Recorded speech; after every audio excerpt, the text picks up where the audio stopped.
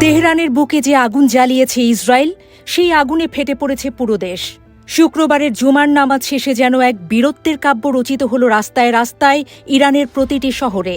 Tehran থেকে Tabriz, মাশাদ থেকে সিরাজ, একটাই স্লোগান, একটাই প্রত্যয়। ইসরায়েল ও আমেরিকার আগ্রাসনের জবাবে মাথা নত নয়, রক্তে রক্তে প্রতিশোধ। তেহরান বিশ্ববিদ্যালয় থেকে আজাদি টাওয়ার পর্যন্ত লক্ষ লক্ষ মানুষে ঢেকে গেল শহরের রাস্তাঘাট। হাতে ছিল শহীদদের ছবি, মুখে ছিল জ্বলন্ত স্লোগান, ইসরায়েল নিপাত যাক, আমেরিকার অধ্যত্ব নিঃশেষ হোক, শহীদদের বিজয় চিরস্থায়ী হোক।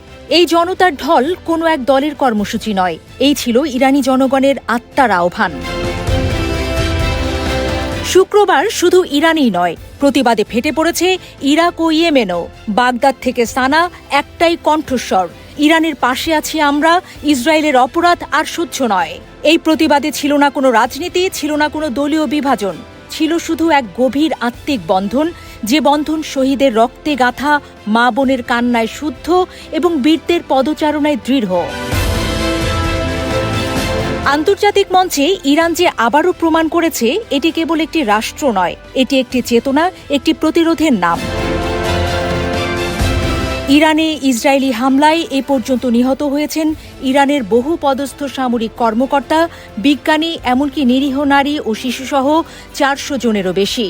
বিধ্বস্ত হয়েছে অনেক স্থাপনা। এর নৃশংসতার জবাবেই শুরু হয়েছে অপারেশন ট্রু প্রমিস 3। 15টি ধাপে ইরানি ক্ষেপণাস্ত্র ও ড্রোন ইসরায়েলের সামরিক ঘাঁটি, গোপন নজরদারি স্থাপনা এবং অবৈধ বসতিগুলোকে লক্ষ্য করে সফল হামলা চালিয়েছে। বিশ্লেষকরা বলছেন, এই হামলাগুলো কেবল প্রতিশোধ নয়, এগুলো ছিল একটি কৌশলগত বার্তা। ইরানের সক্ষমতা কেবল আত্মরক্ষার নয়, আঘাতে, ধ্বংসে, প্রতিরোধে। ইসরায়েলের অত্যাধুনিক আকাশ প্রতিরক্ষা ব্যবস্থায় এই হামলা ঠেকাতে পারেনি, বরং ইসরায়েলের সেনা ও বেসামরিক নাগরিকেরা আতঙ্কে বাংকারে আশ্রয় নিতে বাধ্য হয়েছেন।